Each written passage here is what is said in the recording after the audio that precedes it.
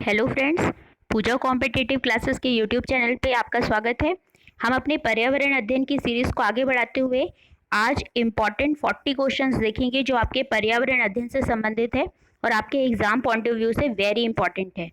तो बिना टाइम गवाए हम शुरू करते हैं अपना वीडियो लेक्चर। देखते हैं पहला प्रश्न क्या है हमारा। हमारे चारों ओर जिन दशाओं से घिरे हुए हैं उनका योग कहलाता है। क्या कहलाता है आपका? तो इसका आंसर हो जाएगा आपका पर्यावरण।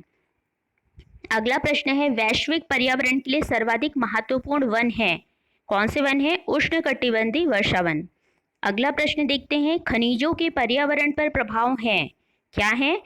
तो इसका आंसर हो जाएगा उपर्युक्त सभी। मतलब मानव स्वास्थ्य पर भी प्रभाव, धूल से प्रदूषण और भूस्खलन में वृद्धि। तो खनिजों के पर्यावरण पर ये सारे प्रभाव होंगे। इसके बाद अगला प्रश्न है, खनिजों का उपयोग होता है। क्या होता है? औषधियों में, भोजन में, भवन निर्माण में और उपर्युक्त सभी में। तो इसका आंसर हो जाएगा उपर्युक्त सभी में। अगला प्रश्न है, पर्यावरण उन बाहरी दशाओं और प्रभावों का योग है जो पृथ्वी तल पर जीवों के विकास चक्र को प्रभावित करते। ये कथन किसका है? तो ये कथन है आपका निकोलस का। तो ये आपको याद रखना है, ये इंपॉर्टेंट परिभाषा है। किसकी है ये परिभाषा? आपकी निकोलस की। उसके बाद अगला देखते हैं प्रश्न क्या है। पर्यावरण एक बाह्य शक्ति है जो कि हमें प्रभावित करती है। यह कथन है किसका है ये कथन? तो ये आपका आंसर हो जाएगा जे.एस. राय। तो ये भी आपको याद रखना है इसका आंसर, क्योंकि ये भी आपका इंपॉर्टेंट हो जाता है प्रश्न। अगला प्रश्न देखते हैं क्या है। विश्व में पर्यावरण जागरूकता की शुरुआत की थी। किसने की थी? तो इसका आंसर हो जाएगा आपका विलियम हैवेट ने। तो विलियम हैवेट मतलब आपका आंसर हो जाएगा ऑप्शन नंबर ए, विलियम हैवेट ने इसकी शुरुआत की है। ये भी आप याद रखिए फ्रेंड्स। अगला प्रश्न है, पर्यावरण का जैविक कारक है। तो जैविक कारक क्या है? तो इसमें आंसर हो जाएगा आपका ऑप्शन नंबर बी, वनस्पति। वनस्पति आपका क्या कहलाता है? जैविक कारक। इसके बाद अगला प्रश्न देखते हैं, पर्यावरण पर अधिकार है। किसका है? वनस्पति का, मानव का, जंतुओं का, इनमें से कोई नहीं। तो आंसर हो जाएगा मानव का। पर्यावरण में सम्मिलित है। क्या सम्मिलित है? जलमंडल, वायुमंडल, स्थलमंडल या उपर्युक्त सभी। तो इसका आंसर हो जाएगा डी, उपर्युक्त सभी। अगला प्रश्न है, पर्यावरण का तत्व है। तो पर्यावरण के तत्व क्या है? आपको पता ही होगा, जल है, वायु है, मिट्टी है, मतलब ये सभी हो जाएगा। ऑप्शन नंबर डी करेक्ट है इसका आंसर। अगला प्रश्न है, पर्यावरण अध्ययन की प्रकृति है। क्या है पर्यावरण अध्ययन की प्रकृति? बहु अनुशासनिक। तो इसका आंसर हो जाएगा ऑप्शन नंबर बी, बहु अनुशासनिक। इसके बाद अगला प्रश्न है, रंग, पर्यावरण और स्वास्थ्य पर्यावरणीय शिक्षा की एक प्रमुख विधि है जो आधारित है। किस पर आधारित है?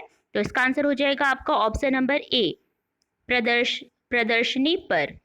इसके बाद अगला प्रश्न देखते हैं, पर्यावरणीय निश्चयवाद के प्रतिपादक कौन थे? तो इसका आंसर हो जाएगा आपका option number A, Karl Ritter. तो ये भी आप याद रखिए, कार्ल रिटर। फिर अगला प्रश्न है हमारा, भारत में धारणीय विकास के दृष्टिकोण से विद्युत उत्पादन का सबसे अच्छा स्रोत क्या है? तो इसका आंसर हो जाएगा आपका option number C. Option number C क्या है आपका? जल विद्युत। अगला प्रश्न है, दूरदर्शन, रेडियो, नाटक, कवि गोष्ठियों एवं सिनेमा द्वारा दी जाने वाली पर्यावरणीय शिक्षा को कहते हैं। कौन सी शिक्षा कहेंगे ये? तो ये हो जाएगा आपका अनौपचारिक पर्यावरणीय शिक्षा। मतलब आंसर नंबर ऑप्शन नंबर ए इसका करेक्ट आंसर हो जाएगा। सॉरी, ऑप्शन नंबर बी, अनौपचारिक पर्यावरणीय शिक्षा। आगे अगला प्रश्न है, प्रभावकारी दशाओं का वह संपूर्ण योग जिसमें जीव रहते हैं कहलाता है पर्यावरण। ऑप्शन नंबर सी इसका करेक्ट हो जाएगा। अगला प्रश्न है, पर्यावरण के घटकों में आप किसे शामिल करेंगे? तो इसका आंसर हो जाएगा उपर्युक्त सभी, जल, वायु और मृदा। फिर अगला प्रश्न है, पर्यावरण के प्रमुख कारकों में निम्नलिखित में से कौन सा कारक सम्मिलित है? तो जलवायु, भौगोलिक स्थिति, वनस्पति। तो उपर्युक्त सभी इसका आंसर हो जाएगा। अगला प्रश्न है, भौगोलिक अध्ययन में कितने प्रकार के पर्यावरण शामिल हैं? तो भौगोलिक अध्ययन में आपके दो प्रकार के पर्यावरण शामिल है, एक स्थल मंडल और एक जल मंडल। तो ऑप्शन बी इसका करेक्ट हो जाएगा। अगला प्रश्न है, मृतजीवी जीव निम्नलिखित में से किस पर निर्भर रहते हैं? तो मृतजीवी जीव किस पर निर्भर रहते हैं? मृत एवं अपघटित पदार्थों पर। तो ऑप्शन सी इसका करेक्ट हो जाएगा। शेर, पक्षी, सांप एवं वृक्ष हैं क्या है? जैविक कारक। तो ये इसका करेक्ट हो जाएगा, जैविक कारक, ऑप्शन नंबर ए। फिर उसके बाद अगला प्रश्न है, वे जीव जो अपने आहार तथा जीवन निर्वाह के लिए दूसरे जीवित जीवों पर निर्भर रहते हैं क्या कहलाते हैं? ये कहलाते हैं आपके परजीवी। अगला प्रश्न है, वन के पेड़ों की छालों पर उगे मिलते हैं, क्या मिलते हैं? लाइकेन। तो इसका आंसर हो जाएगा ऑप्शन नंबर बी। प्रकाश संश्लेषण की क्रिया के दौरान निम्नलिखित में से कौन सी गैस उत्सर्जित होती है? तो इसका आंसर हो जाएगा ऑक्सीजन, ऑप्शन नंबर ए। उसके बाद अगला प्रश्न है, प्रकाश संश्लेषण के लिए आवश्यक है, क्या आवश्यक है? तो कार्बन डाइऑक्साइड, CO2 इसका करेक्ट हो जाएगा, ऑप्शन नंबर बी। पर्णहरिण, जिसको हम क्लोरोफिल भी कहते हैं, में कौन सा रासायनिक तत्व उपलब्ध रहता है? तो इसका आंसर हो जाएगा ऑप्शन नंबर सी, मैग्नीशियम। वह प्रक्रिया जिसके द्वारा पौधे अपना भोजन बनाते हैं क्या कहलाती है? बहुत ईजी है, प्रकाश संश्लेषण, ऑप्शन नंबर सी करेक्ट है। प्रकाश संश्लेषण की क्रिया के दौरान निम्नलिखित में से किस गैस का अवशोषण होता है? तो कार्बन डाइऑक्साइड, CO2, तो ये ऑप्शन इसका करेक्ट हो जाएगा। किसी एक भौगोलिक क्षेत्र के सभी पारिस्थितिक तंत्र को बृहत रूप में क्या कहते हैं? तो ये हो जाएगा ऑप्शन नंबर ए करेक्ट, जीव मंडल।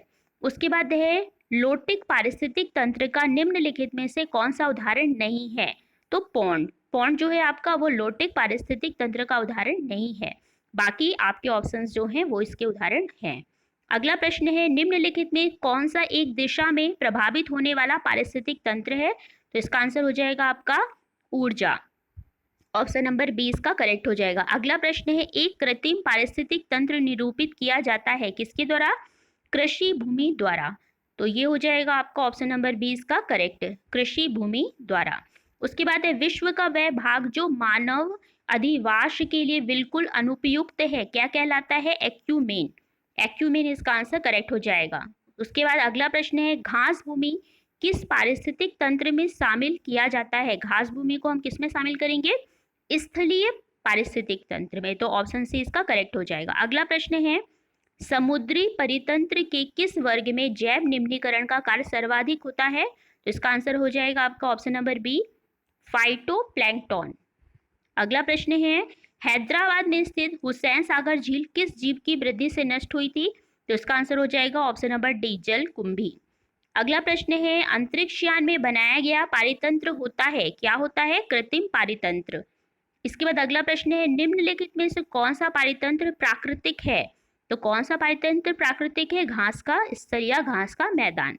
उसके बाद अगला प्रश्न है, पारितंत्र का गतिक हृदय कहलाता है, तो क्या कहलाता है? ऊर्जा प्रवाह व खनिज चक्र। तो ये आपका ऑप्शन नंबर डी इसका करेक्ट हो जाएगा।